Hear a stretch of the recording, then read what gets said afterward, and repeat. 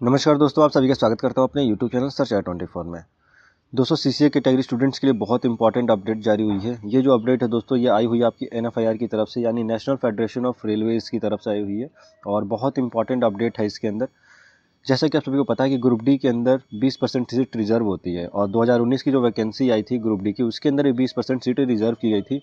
और जो बच्चे रेलवे से अप्रेंटिस करते हैं उनके लिए कुछ बेनिफिट्स दिया गया था ग्रुप डी के अंदर, जैसे कि 20% का कोटा हो गया और दूसरा हो गया कि पीटी नहीं होगा इन बच्चों का जो सीसीए कैटेगरी में स्टूडेंट्स होते हैं, प्लस इनको 1/3 का वेटेज दिया जाएगा एनएसएस सर्टिफिकेट के अंदर। जो अप्रेंटिसशिप का एग्ज़ाम होता है उसके बेसिस पे इनको बेनिफिट्स मिलेंगे 1/3 का।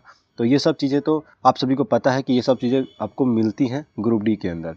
बट दोस्तों, बात ऐसी है, यहाँ पर हुआ यूँ है कि जो 20% सीटें रिजर्व हैं 2019 की वैकेंसी के अंदर, उसके अंदर हुआ यूँ है कि जो बच्चे सीसीए कैटेगरी वाले स्टूडेंट्स हैं उनके मिनिमम मार्क्स ही नहीं आ पा रहे हैं।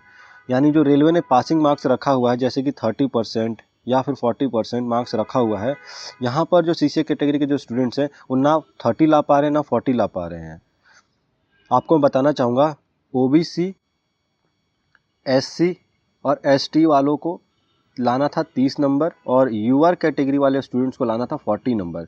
बट यहाँ पे हो यूँ रहा है कि दोस्तों हुआ यूँ है कि मिनिमम मार्क्स भी बच्चों के आ नहीं रहे हैं। जो सीसीए कैटेगरी वाले स्टूडेंट्स हैं उनके मिनिमम मार्क्स भी नहीं आ रहे, ना 40 आ रहे हैं ना 30 आ रहे हैं। अब इसी के रिगार्डिंग में एनएफआईआर ने क्या किया है, यानी नेशनल फेडरेशन ऑफ रेलवेज की ने क्या किया है, इसके रिगार्डिंग में नोटिस जारी किया है और बहुत इंपॉर्टेंट नोटिस जारी किया और रेलवे से रिक्वेस्ट की है कि प्लीज़ जो हम लोग डिमांड रख रहे हैं हमारी डिमांडों को पूरा कीजिए। और क्योंकि अगर आप डिमांड पूरा करते हैं तो यहाँ पर बहुत बच्चों का भला हो जाएगा। और मैं आपको बताना चाहूँगा कि अगर रेलवे ने एनआईएफआर की बात को मान लिया तो बहुत लोगों का फ़ायदा हो सकता है, अगर नहीं माना तो बहुतों का नुकसान भी हो सकता है। पॉजिटिव वे में लिया जाए तो अगर रेलवे ने इस नोटिस को पॉजिटिव वे में लिया और इस रिक्वेस्ट को एक्सेप्ट कर लेती है, बहुत लोगों का फ़ायदा होने वाला, जो भी सीसीए कैटेगरी वाले स्टूडेंट्स हैं। ठीक है, हम इस वीडियो में बात करेंगे तो इस लेटर में क्या क्या दिया गया है, इंपॉर्टेंट बात है, और क्या रिक्वेस्ट की गई है, हम इसके ऊपर बात करेंगे। दूसरी बात करेंगे, जो सीसीए कैटेगरी के अंदर जो 20% सीटें रिजर्व हैं, अगर ये सीटें भर्ती नहीं है, ठीक है, अगर ये सीटें भर्ती नहीं है तो बाकी सीटें कहाँ जाएंगी? ठीक है, क्या जनरल कैटेगरी वाले स्टूडेंट्स को मिल जाएंगी या फिर इस सीटों को दोबारा से भर्ती लिया जाएगा? तो इसके ऊपर सब हम बात करने वाले हैं। आप वीडियो को ध्यान से देखिएगा क्योंकि बहुत इंपॉर्टेंट बातें करने वाला हूँ और बहुत इंपॉर्टेंट लेटर है। ठीक है, तो चलिए दोस्तों स्टार्ट करते हैं। सबसे पहले मैं आपको बताना चाहूँगा, ये जो लेटर है दोस्तों एनएफआईआर की तरफ से आया हुआ है, यानी नेशनल फेडरेशन ऑफ रेलवेज की तरफ से आया हुआ है। ये एक यूनियन है रेलवे की। ठीक है, उन्होंने डिमांड रखी है काइंड इंटेंशन। यहाँ पर आप देखेंगे तो यहाँ पर काइंड इंटेंशन करके लिखा गया है। तो प्रिंसिपल एग्जीक्यूटिव डायरेक्टर को ये लेटर दिया गया है। यहाँ पे सब्जेक्ट में देखेंगे तो सब्जेक्ट में वही बात की गई जो 20% सीट रिजर्व की गई सीसीए कैटेगरी स्टूडेंट्स के लिए, उसी के रिगार्डिंग में ये लेटर लिखा गया है। ठीक है, अब देखिए दोस्तों, मेन बात करते हैं यहाँ पर क्या दिया गया इस पैराग्राफ के अंदर। देखिए, इस पैराग्राफ को हमें रीड करने की जरूरत नहीं है, मैं यहाँ पर हाईलाइट दे देता हूँ आपको। इस लेटर में दिया क्या गया है, इस पैराग्राफ में लिखा गया है क्या गया है। देखिए, बात यूँ हुई थी, जैसा कि मैंने आपको बोला कि जो सीसीए कैटेगरी वाले जो स्टूडेंट्स हैं उनके मिनिमम मार्क्स भी नहीं आ पा रहे हैं। जैसे कि 30 लाना था, ठीक है, 40 लाना था। यूआर की बात कर रहा हूँ मैं यहाँ पर, और ये बात कर रहा हूँ ओबीसी वालों की, ओबीसी, एससी और एसटी वालों की बात कर रहा हूँ। बट हुआ यूँ है कि बच्चों के काफ़ी ज़्यादा जो बच्चे हैं सीसीए कैटेगरी के अंदर, उनके जो मिनिमम मार्क्स हैं वो 30 से भी कम आ रहे हैं। जैसे कि मैं आपको बता दूं, 28 आ रहा है किसी का, किसी का 29.5 आ रहा है, किसी का 29.67 आ रहा है, इस टाइप के मार्क्स आ रहे हैं। अगर यूआर कैटेगरी की बात करूं तो काफ़ी बच्चों के 39.5 आ रहा है, 39.75 आ रहा है। तो ऐसे नंबर आ रहे हैं बच्चों के। तो अब ये बच्चे तो पास तो हो नहीं पाएंगे। अगर रेलवे ने जो क्राइटेरिया रखा है 30% मार्क्स रखने का या 40% मार्क्स रखने का, पासिंग मार्क्स रखने का, तो उसके कंडीशन में अगर देखा जाए तो जो 39.5 है या फिर 29.5 है, ये बच्चा तो पास हो नहीं पाएगा इसके अंदर। इसी के लिए ही रेलवे से रिक्वेस्ट की गई है कि ये जो मार्क्स आपने रखा है 40% और 30%, इसको रिड्यूस कीजिए प्लीज़। इसको रिड्यूस कर देते हैं तो बहुत बच्चों का भला हो सकता है। तो देखिए, यहाँ पर इन्होंने बोला भी है, यही बात को बोला गया है कि जो बच्चे 29.5 ला रहे हैं या 29.67 ला रहे हैं या 29.78 ला रहे हैं, यानी 29.5 से ज़्यादा मार्क्स जिसके भी हैं, तो प्लीज़ उनको राउंड ऑफ कीजिए। राउंड ऑफ कीजिए, वो भी मैक्सिमम राउंड ऑफ कीजिए। यानी अगर मैक्सिमम राउंड ऑफ इसका देखा जाए तो कितना हो सकता है, 30 हो सकता है, और मिनिमम राउंड ऑफ किया जाए तो कितना होगा, 29 होगा। तो इन्होंने बोला मिनिमम मार्क्स मत कीजिए, इसको मैक्सिमम राउंड ऑफ कीजिए। अगर राउंड ऑफ कर देते हैं तो बहुत बच्चों का भला हो जाएगा, क्योंकि अगर 29.6 का भी राउंड ऑफ करेंगे तो 30 हो सकता है, 29.78 का भी करते राउंड ऑफ तो ये भी 30 हो जाता है। तो उसी तरह यूआर के लिए बोला गया है, तो यूआर के लिए भी अगर 39.95 आ रहा है तो इसको भी राउंड ऑफ करके 40 कर दीजिए। ये यहाँ पर यही रिक्वेस्ट कर रहे हैं रेलवे बोर्ड से कि प्लीज़ आप लोग ये जो 29.5 है इसको स्लाइटली राउंड ऑफ जरूर कीजिए। ठीक है, और जैसे 1/3 का वेटेज है, इसे 1/3 का वेटेज दीजिए जिससे ये बच्चे पास हो सके। यहाँ पर मेनली इसी की बात हो रही है। और जैसे कि आप सबको मैंने पहले बता दी, इन्होंने ये भी लिखा है यहाँ पर कि जो सीसीए कैटेगरी वाले जो स्टूडेंट्स होते हैं उनका पीईटी नहीं होता है और प्लस 1/3 का वेटेज दिया जाता है।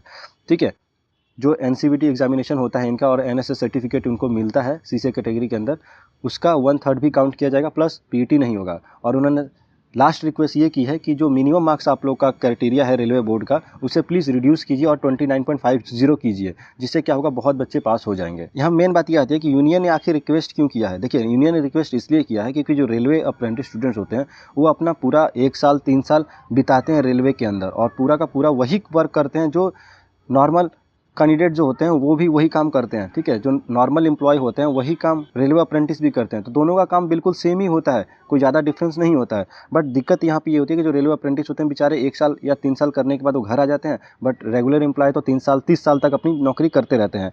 ठीक है, इन सब कुछ चीज़ को देखते हुए कि जो रेलवे की यूनियन है उन्होंने ये रिक्वेस्ट की है रेलवे बोर्ड से कि प्लीज़ इन बच्चों की हेल्प किया जाए और जो आपने मिनिमम क्राइटेरिया रखा हुआ है पासिंग मार्क्स, इसको थोड़ा सा रिड्यूस कीजिए। ठीक है, तब जाके बहुत सारे बच्चे पास हो जाएंगे। जैसा कि मैंने आपको बोल दिया, 29.50 से ऊपर जिसके भी मार्क्स हैं उसको राउंड ऑफ करके 30 कर दिया जाए, ये रिक्वेस्ट किया जा रहा है रेलवे बोर्ड से। ठीक है, तो वही सेम दोस्तों मैंने जैसे आपको समझाया कि हमें रीड करने की ज़रूरत नहीं है, यहाँ पर सब कुछ वही दिया गया है।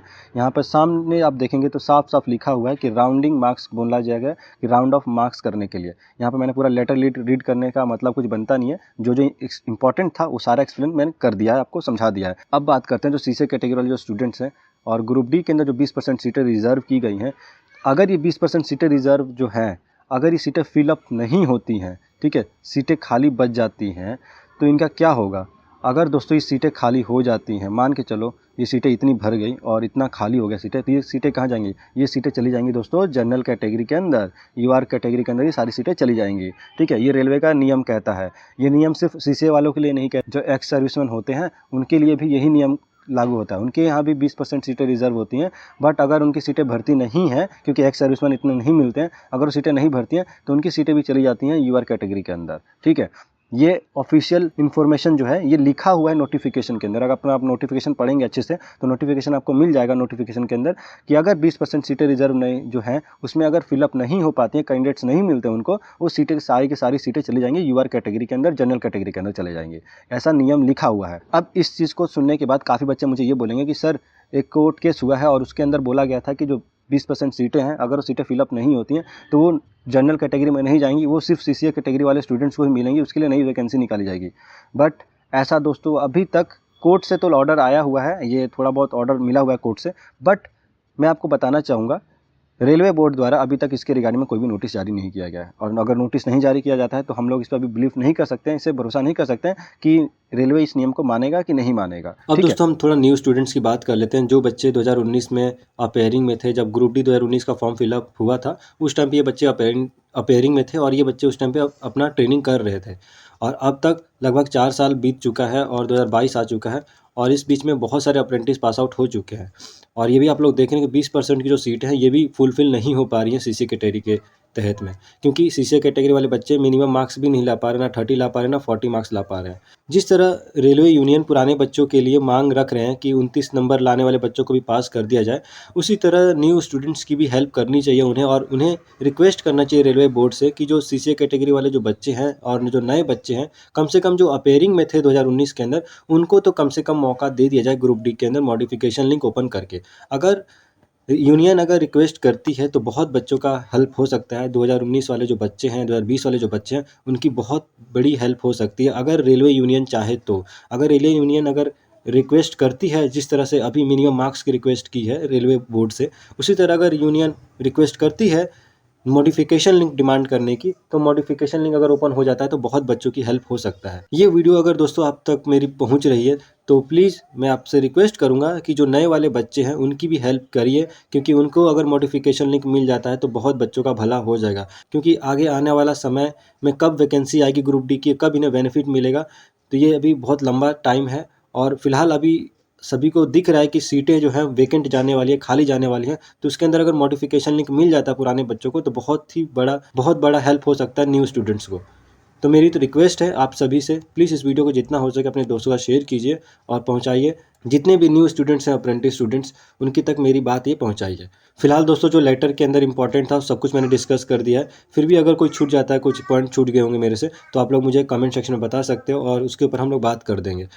और अगर दोस्तों आपको सीसीए कैटेगरी से रिलेटेड जो भी इन्फॉर्मेशन चाहिए होंगे तो आप लोग मुझे कमेंट कीजिएगा, उसके ऊपर हम लोग बात कर लेंगे। फिलहाल दोस्तों जो इंपॉर्टेंट लेटर के अंदर था सब कुछ मैंने डिस्कस कर दिया। यहाँ पर मिनिमम क्वालिफिकेशन मार्क्स को कम करने की बात की गई है, जिसके भी 29.5 है उनको राउंड ऑफ करके 30 करने की बात की गई है इसके लेटर के अंदर। और ये यूनियन ने रिक्वेस्ट किया है रेलवे बोर्ड से। तो जो भी इंपॉर्टेंट था सब कुछ मैंने डिस्कस कर दिया वीडियो के अंदर।